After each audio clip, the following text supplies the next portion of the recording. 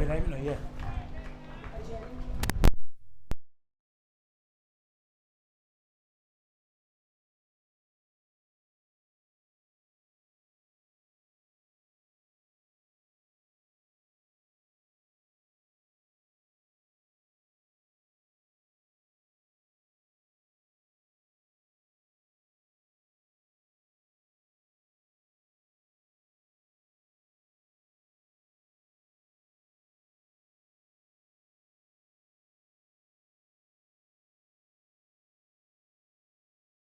Openers, Derwin Lewis, he has struck a magnificent 6 so far.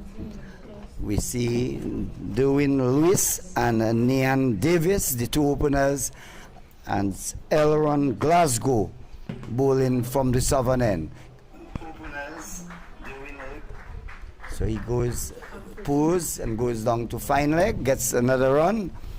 At the end of the, in fact, it's still the same over. It's 7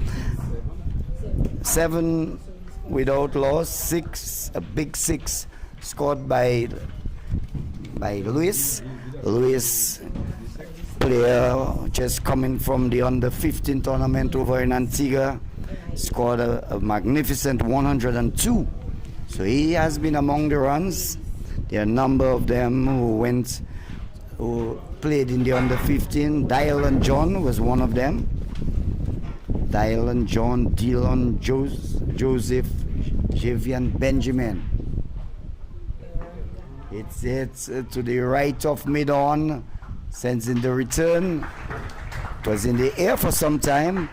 So Davis gets off the mark. 8 without loss at the end of the first over. Yes, Andy, we also want to say welcome to all our listeners. Those of us who are following the Windwards Islands U19 cricket competition being taking place right there in Dominica, Andy. And we saw a wonderful first over there, a very energized over. Dominica scoring 8 runs of that first over with a lovely 6 to get off the mark by Derwin Lewis over mid-wicket. And a lovely shot, Andy. And that was reminiscent of the shot that he played to score the century in the recently concluded bilateral series versus the Leewards when he represented the Windwards in the U15 competition. So it seems like Derwin Lewis is a man in form, and hopefully that we could see him move on with the signs that he's shown so far. So we're about to see Casado Henry bowling from the northern end. He had that good figures yesterday of 7 overs and 5 balls, 4 for 30. Delivery pitched up, driven, find the man at short extra cover. Nian Davis, the right-handed batter. Derwin Lewis bats left.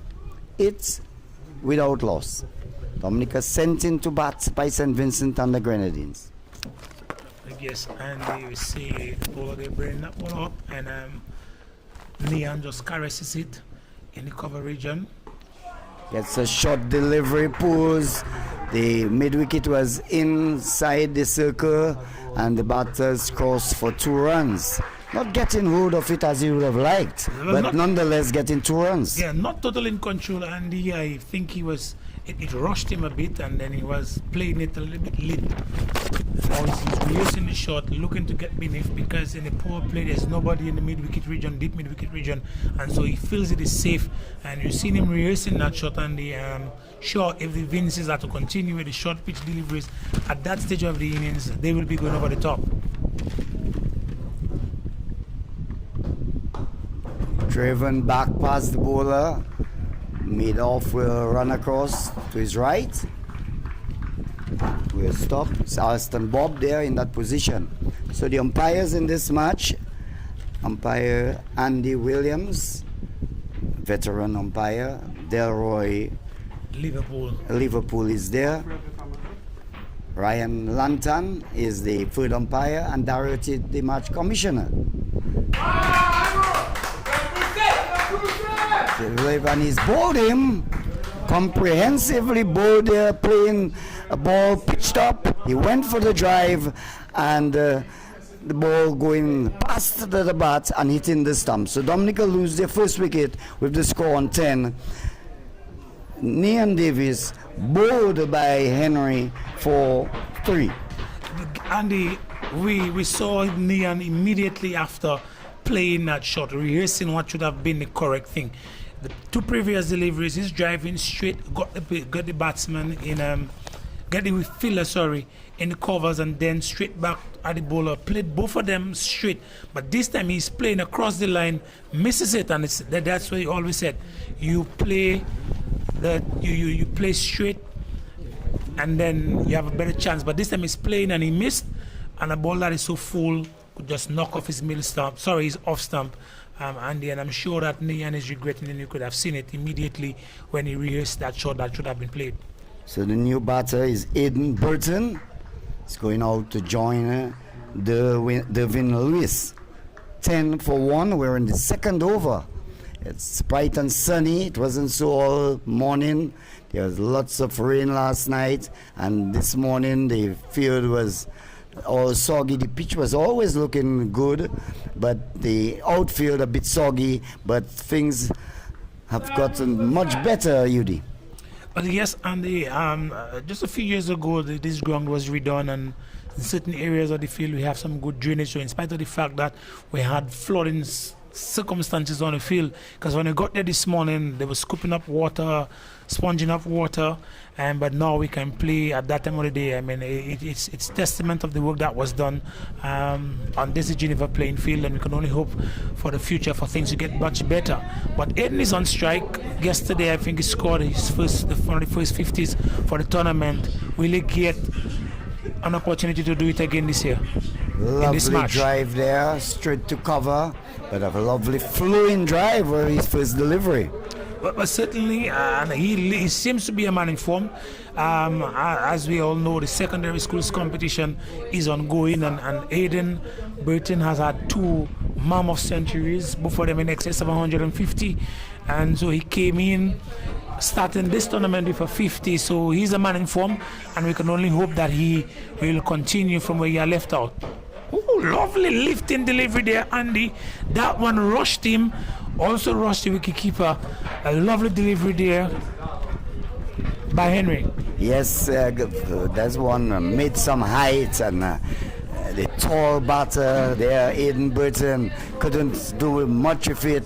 It rose rather steeply and went through the gloves there of wicketkeeper Joanne Adams. So at the end of over number 2, it's 10 for the loss of 1.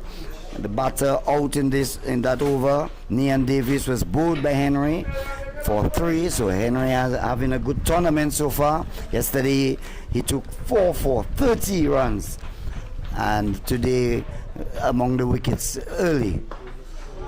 A lovely Yorkin delivery there by Glasgow, and an inform. Derwin Lewis is equal to the task to dig that one out. It's very circumspectly, and he seems to be somebody who is looking at the delivery. He doesn't force things.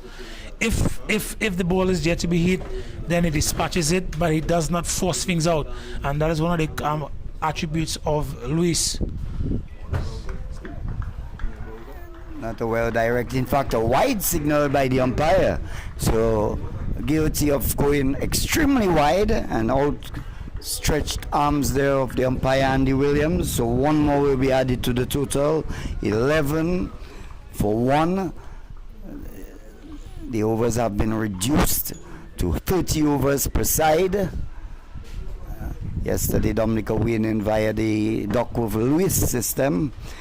Dominica scored 168 or thereabout, and this Grenada having to get 208 for victory.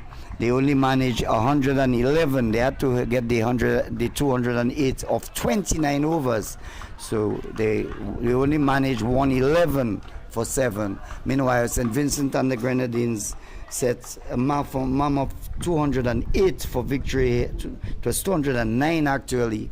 They succumbed to some good fast bowling from St. Lucia, dismissed for 45 runs and lost by 163 runs.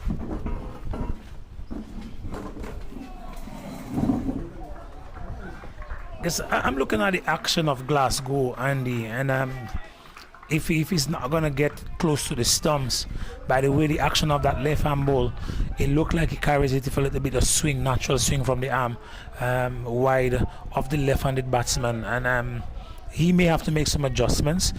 And we're looking at Derwin Lewis when the ball is a bit wide, looking to flash over the top, going really over long off. And because really we can call it a mid-off in that case. So he's looking to exploit the field setting, Andy, and let's see how well they manage that. So Glasgow has represented the Windward Islands in both the under 15 and under 17 level. So he has been involved in the setup, as they say. So I think there's work to be done. Yesterday, both he and Henry bowled quite magnificently. We see now the lifting delivery looked wide again, Andy, and Derwin is flashing, looking to go over the top races. The shot there, but it looked like these two fast bowlers are part of the reconstruction of fast bowling in West Indies cricket. We looked at the U15. I'm not sure if you got a chance to look at it. The U15 bilateral series, and we saw a lot of fast bowlers doing up top. Dylan John and Jason Joseph, and they were actually praised by the coach Dalton Poulias. And so we're seeing it now with a different team. A lovely shot there, Andy. He brought this one just a little too close to Derwin. And Derwin is using the opportunity there to go over the top, over the wideish lawn, and 6 runs, Andy.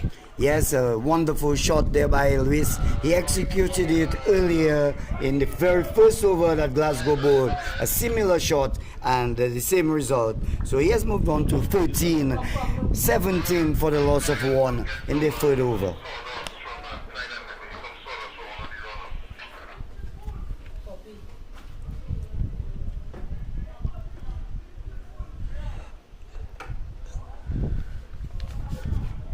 Seems anything on the legs of Luis, he loves it there, and he's picking his spot over the wide long on position. No man is really out there. The players, the field set, well, some of the players, they are getting some instructions from the coach and the manager who are on the sidelines, and well, there's a little break in the action there, and it's because of the wet conditions that we were subjected to earlier on, and we can now see the groundsmen making their way with some sawdust, apparently looking to just nurse the soft areas on the run-up of the fast bowler Glasgow, and that is the reason for the break in the action there. But albeit what we've seen so far seems to be an interesting game so far. Yes, so far so good. So the manager for St. Vincent and the Grenadines, Javid Henry, is also the assistant coach. The coach is Elron Luis, and for Dominica, 2 former national players in the persons of Kevin James, who is the manager, and Phoenix Thomas is the coach. So 2 experienced Dominica players doing their duties, and it's always good to see that former players get involved in the game. Well, that is something that you'd expect. I mean, we can all contribute in different ways, and some of our players who have gone before and are now retired, they bring a lot to the game. You want a coach that understands the game, understand the science of the game, a coach who can plan based on the circumstances. And I think I share the in our local palace. You can see that about Phoenix Thomas. He's the one who can really plan a cricket game, and so having him is an asset. Phoenix Thomas is no slouch as it relates to coaching, and you mentioned them as former national players. Both of these individuals with the Dominica team are former Windwards Island players who played not just one season, multiple seasons for the Windwards, and so they bring something to the table. And having such a player in a managerial role, you get a second coach, an assistant coach, because you could now look at the perspectives, different perspectives, and assess the game from different perspectives, and then bring the heads together.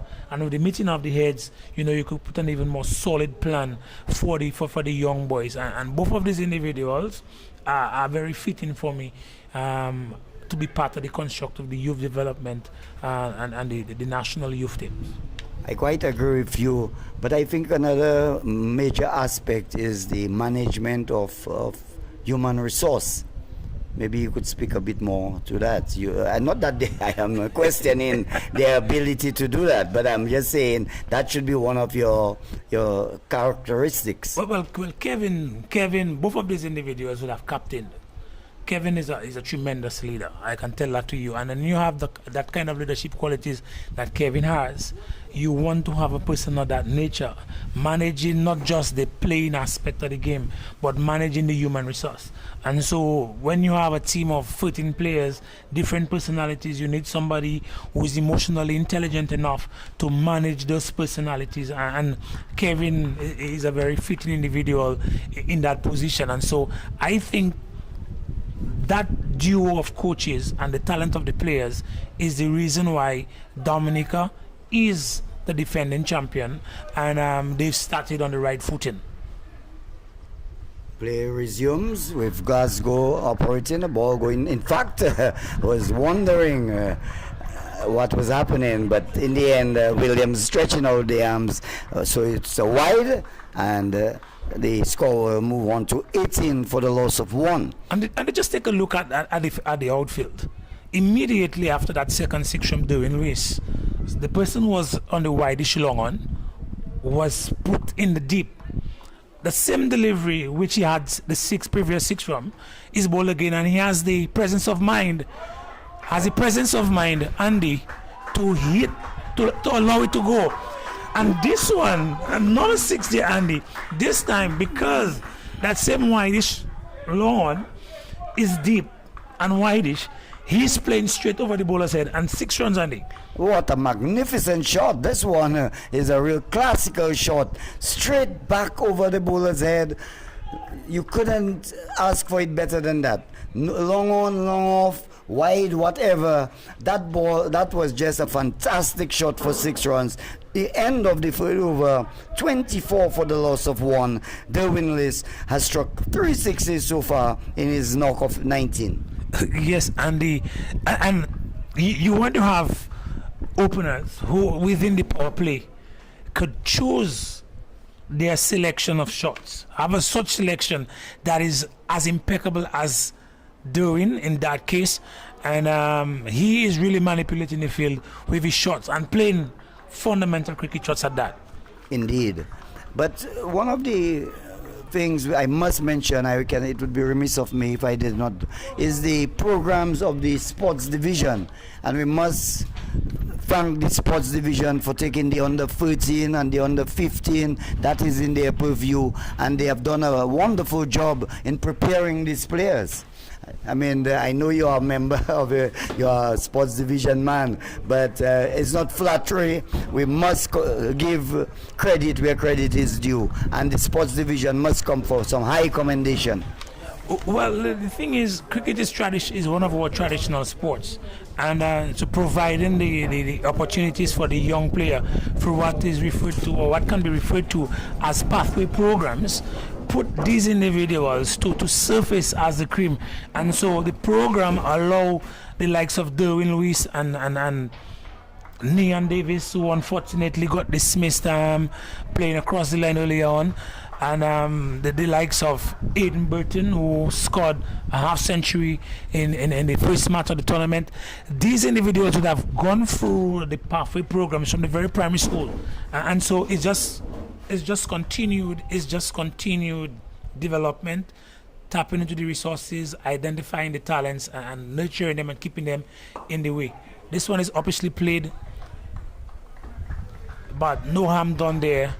And Aiden is not as explosive as Derwin Lewis. But when you look at the field setting for Aiden, it's kind of setting a trap, really inviting him to go over the top, because Henry keeps bowling that ball dead on the off stump all the time. And looking again, Aiden is flashing at this one, but looking to get him driving through the covers. There's a cover, extra cover, and the man there at a mid off, and these are all individuals. Also a point there for Aiden, and so allowing him, giving him the opportunity to flash at that, and so it's looking like it's a very planned initiative of the St. Vincent team bowling at Aiden. Yes, the previous delivery, he played it uppishly, it fell short of Bob at the mid-off. The next one, he bowled it slightly outside the off-stump, he flashed at it. This time he drives pleasantly, and a lovely on drive. This is a shot of class there, and Burton gets off the mark with a splendid shot, an on drive, which is always pleasing to the eyes. Well, Andy, we were just talking about the plan and sticking to the plan. This time Henry just brings the ball a little bit going down the leg side where he's not protected, and Aiden just plays that one straight, so he does not get the person on the wideish long on. He doesn't get the person in the mid wicket, he plays it straight back and gets a for that. And so the batsmanship that we're seeing there, the patience, it's a 50 over match. Well, it's reduced to 30 overs really, but they're pacing themselves nicely, waiting for the odd delivery and making use of it. Glasgow continues to Lewis. Lewis covers up. Even in defense, he looks quite good. If a man scores a century, no matter what cricket, what level of cricket, he has something to offer. And you can see the confidence in Lewis's batting so far. You know, strangely, you spoke earlier on of the programs at the sports division when you would see the likes of Derwin Lewis. I thought because his father is Windward Island's fast bowler, Vincent Lewis, national fast bowler for a long time, I thought he would have been.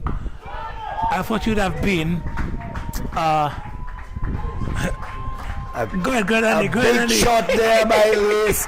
Another huge hit. This one hitting it over the deep square leg boundary for another 6.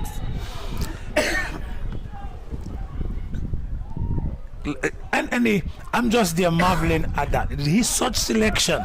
It's just getting the opportunity to get beneath the ball, knowing that he's protected on the leg side, and Henry is a little bit more disciplined than Glasgow with the bowling. He strayed, Henry strayed in the penultimate delivery, or was it the final delivery of the last over, and he was struck for 4. But he has shown that greater discipline, and so Glasgow is giving Lewis the opportunity to get beneath that ball and to hit the ball where he is protected, and he gets another 6. Good delivery, well defended. The Vincentians, they set the man there at wideish long on. Then Lewis delayed with his shot somewhat and hit it backward of square. Now they have put a man on the deep backward square leg boundary. So let's see how, in fact, he's looking there. It's good to recognize your field. He's looking around, and that's the sign of a mature batsman, where you watch and see where the gaps are. Well, now one of the gaps is opening up because you have a third man who is being shifted right now. that is in the deep. If Derwin could just get this one. Oh, he takes him on again, and he's confident and in his ability to hit that ball, although it's in a windy space, and he's confident and he hits another 6. And so once Glasgow strays with that delivery, Derwin has shown his intent, and he's beating the ball like it's an old close. What a shot. This one went further. The fielder was placed there, but all he could do was, it was like a spectator just watching the ball way over his head. No chance whatsoever. What a great shot there by Lewis, exhibiting real class here at the Geneva playing field. Yes, Andy, I was just about telling you, with the guy now at deep square leg, in the dip, it will give a chance for Aidens and to rotate the strike with singles. But again, the bowler is giving the batsman an opportunity to get beneath the ball. It's no longer a 50 over. It's a 20 and a half over. Let's call it that, because we're playing 30 overs. And so Derwin recognizing that is, and I'm sure this is coming from the camp. I'm sure it is coming from the dugout. Guys, one of you gonna go there and hit when we get a chance, because if you look at Aiden is not looking to make those flashy shots. He's staying there, and Luis is going after the bowling, playing good shot selection, because you see him being resolute in defense when it merits a defensive play. But he's attacking and believing in his ability to hit. So the score has moved on to 40 for the loss of 1. Luis has progressed to 31, 5 sixes. My word, an opening bat, 5 sixes. Remind me of Clayton Lambert for Guyana, together with Philo Wallace, but Lambert being the left-hander.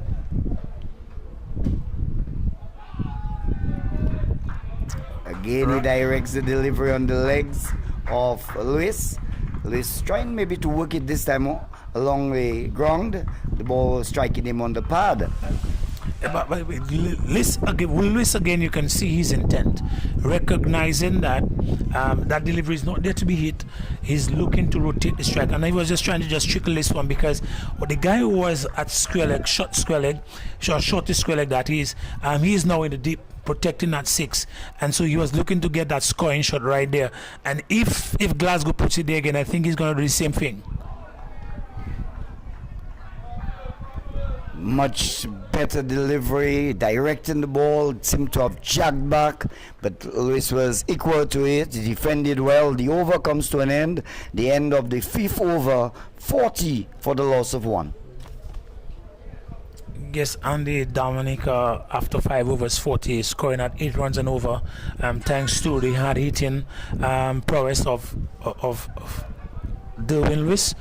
And I was saying to you earlier on that Derwin is the son of Vincent Lewis, and because Vincent was that of a fast bowler, you would expect probably his son to be that bowler, but instead we have a batsman showing his daddy how it should be done. Yes, well, I can vouch for Vincent. He's no mug with the bat. He bats very well. He plays for the Indian Rowers.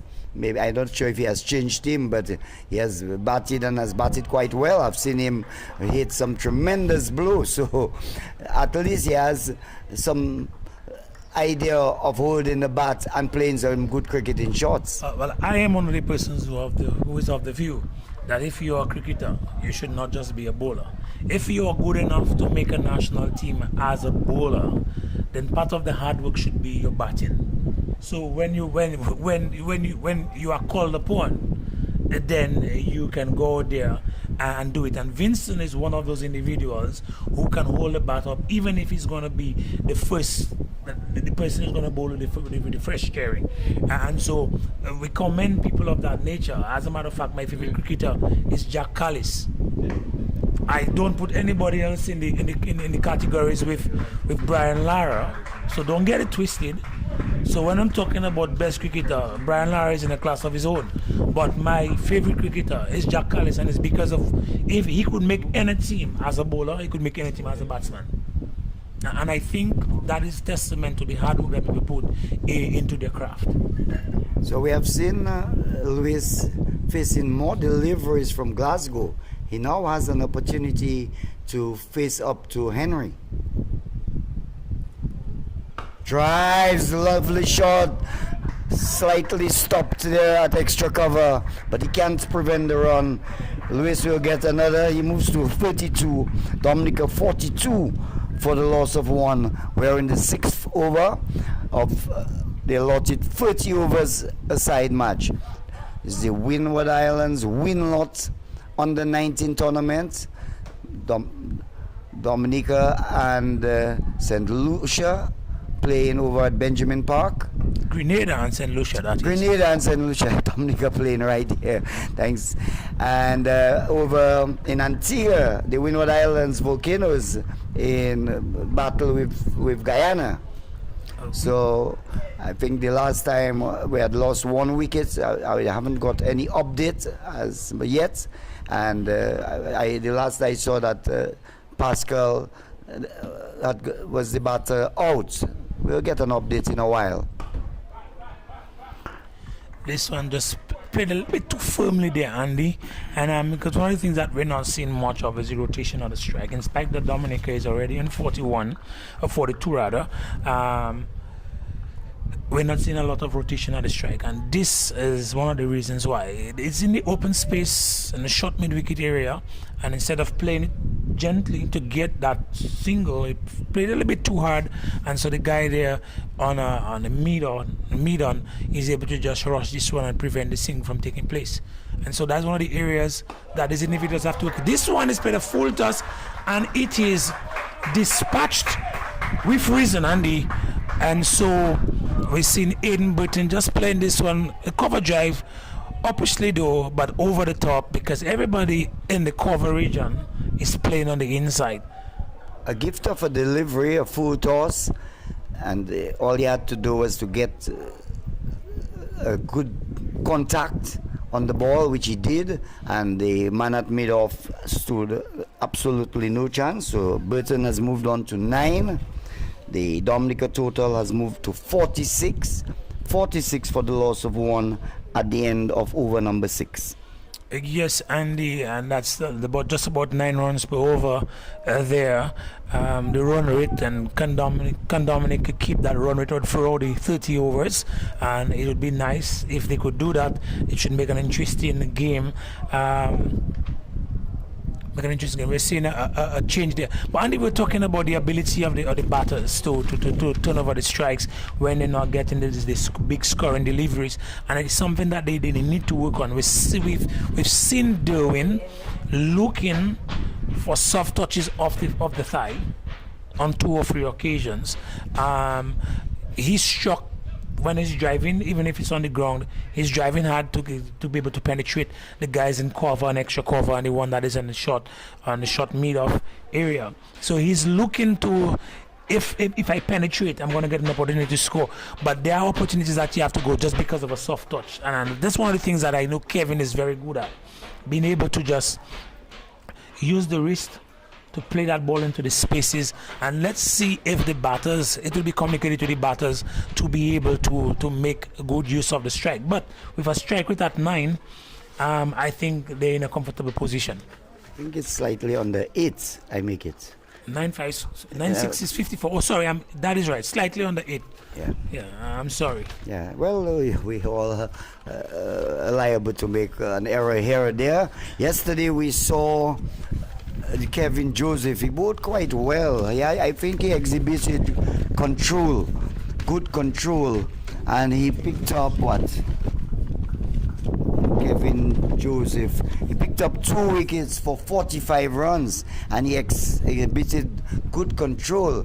Let's see if he can produce that same level of control as he's introduced from the southern end.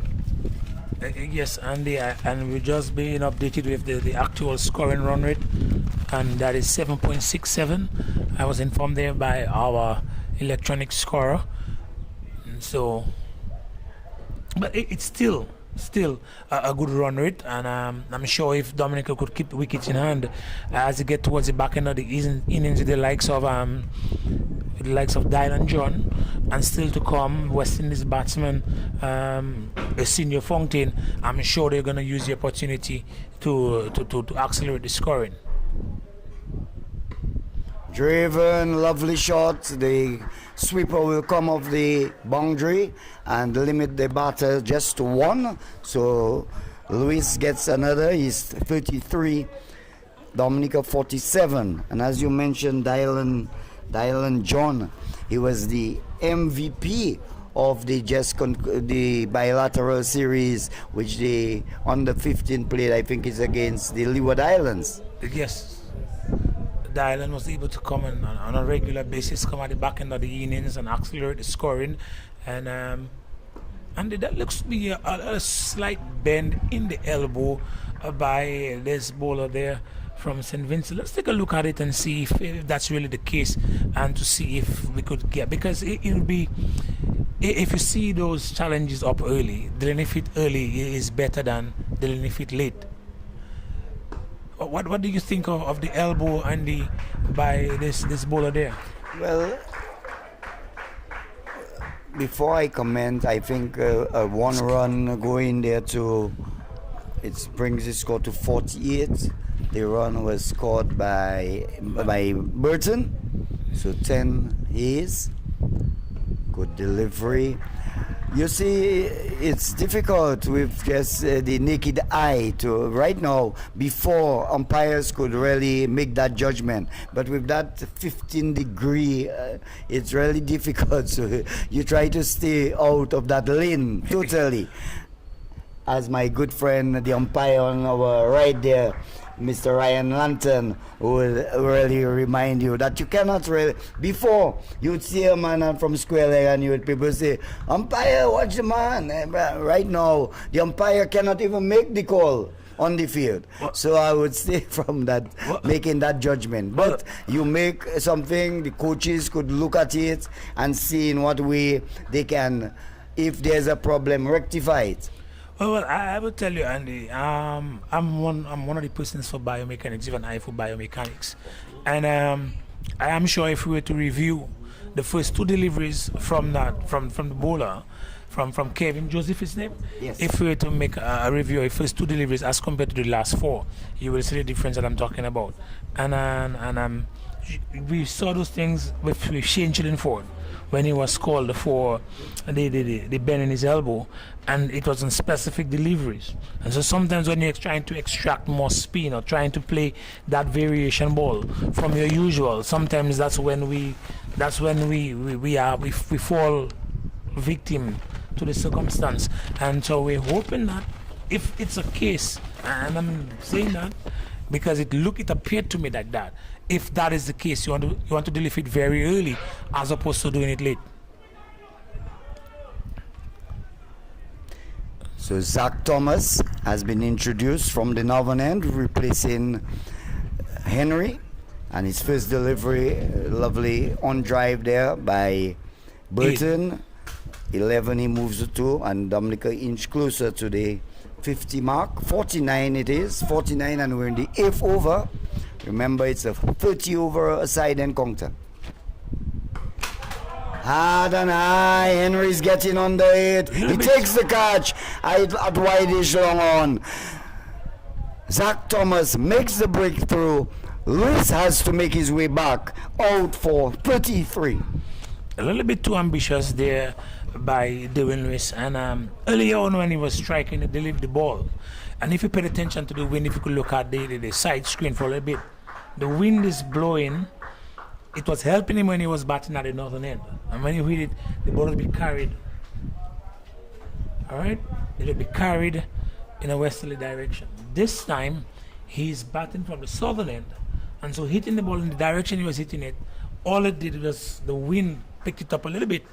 And instead of getting it over the top, he's been out caught in the deep.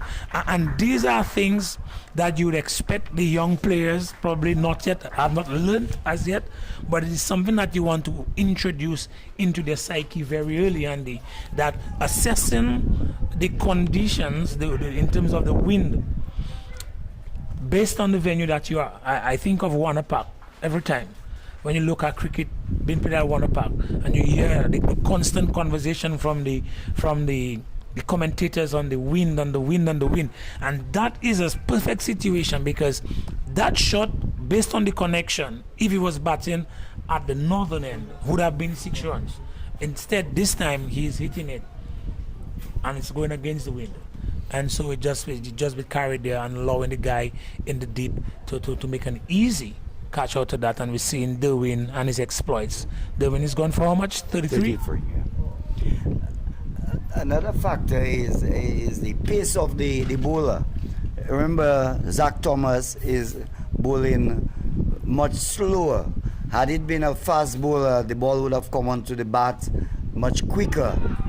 A loud appeal from the bowler, but even from our vantage point here, ball clearly, seemingly, I should say, missing the leg stump. Yes, this is the first delivery there for a senior Fountain.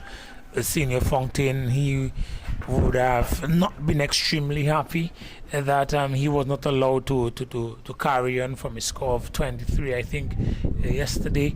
And because of the rain, this one, he just squares himself up, looking to extract that for the point region. But it goes to the goalie, Andy, and no added run. But you can see the intent of a senior Fountain. That is one of his strengths, by the way, to be able to work the ball on the offside. Flowing drive there, poor decision by is that Glasgow. Yes, Glasgow there in the covers, and very, very poor decision there with the fielding sloppy at best, and to allow a senior to get off the mark. So 50 for Dominica is posted. 50 coming in 7.5 overs.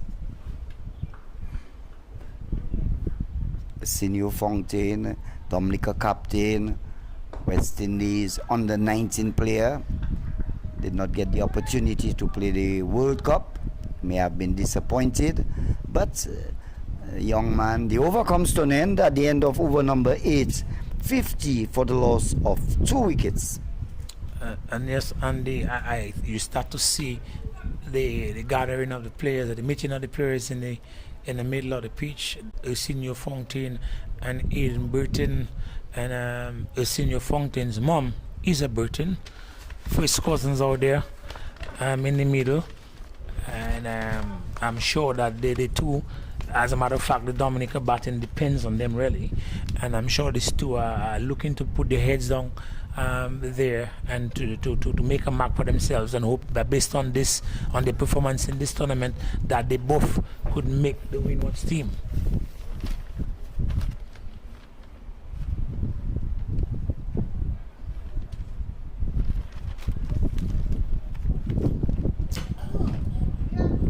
Another faulty run up there by the number 5. That's Kevin Joseph. Kevin Joseph, and then the signal dead ball there by the umpire. And you could see the stutter.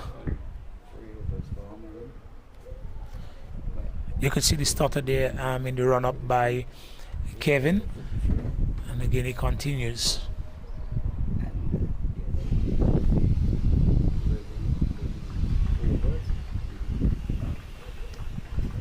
And a senior looking to work this one in the point region, just trying to get this one run down through the football area, but making good connection and go straight to the guy at point.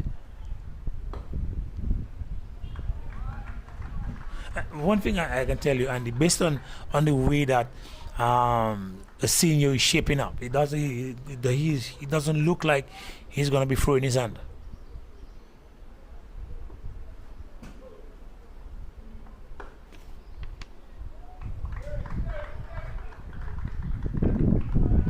when you reach a certain level, you have to, well, at all stages of playing cricket, you have to value your wicket.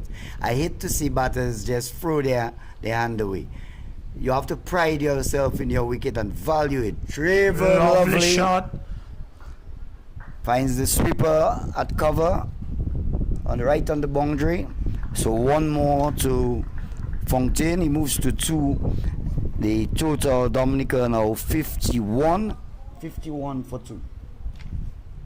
So the bowlers used so far, Glasgow bowled 3 expensive overs, 3 overs for 33 runs.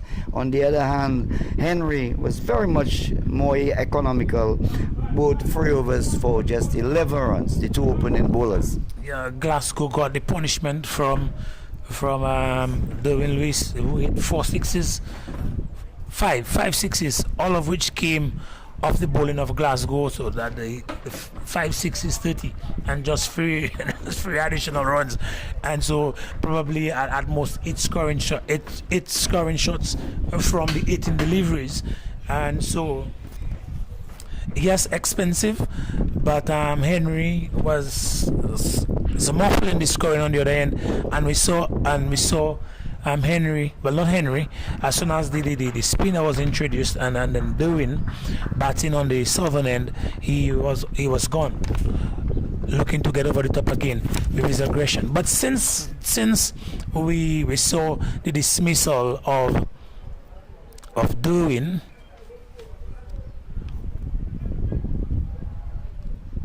they're going to have a drinks break. Since the dismissal of lunch, they're calling lunch now. Just let me have a look at the time. Just about 6 minutes after 1 p.m. Sunday, the 12th of April. 9 overs completed. Dominica sent into bat by St. Vincent and the Grenadines. 52 for the loss of 2. Aidan Burton not out on 12, and the captain, the senior Fontaine, not out on 2. So we started just about 12:15 today because of overnight and early morning showers. The pitch remained quite dry. The outfield was a bit soggy, I could describe it as. But then a lot of work was done by the ground staff. And when they did start, St. Vincent and the Grenadines, they won the toss, and Dominica was sent in to bat. Then we had 52 for 2 at lunch. Dominica sent into bat by St. Vincent and the Grenadines. They opened with Derwin Lewis and Nian Davis. Nian Davis was the first to go, bowled by Casado Henry for 3 when the score was on 10. And then Derwin Lewis, who played some delightful shot, 5 sixes in a knock of 33. He was caught by Henry at wideish long on of the bowling of Zach Thomas, who had just been introduced, bowling his first over. Dominica losing their second wicket with the score on 49, and they have progressed to 52 for the loss of 2. Ersinio Fontaine not out on 2. Aidan Burton is not out on 12. Aaron Glasgow bowled 3 overs for 33 runs. Casado Henry bowled 3 overs for 11 runs. The other wicket taker, Zach Thomas, took 1 wicket. Zach taking 1 wicket for 2 runs. So that's the position here at lunch at Geneva Playing Field. Dominica and St. Vincent and the Grenadines locked in battle. And over at Benjamin Park, we do hope that there is play over there. I've just been told by our competent scorer here that there is play. We'll give you the scores as soon as we get them. But it's lunch here at Geneva Playing Field. Please do rejoin us after lunch here at the Geneva Playing Field.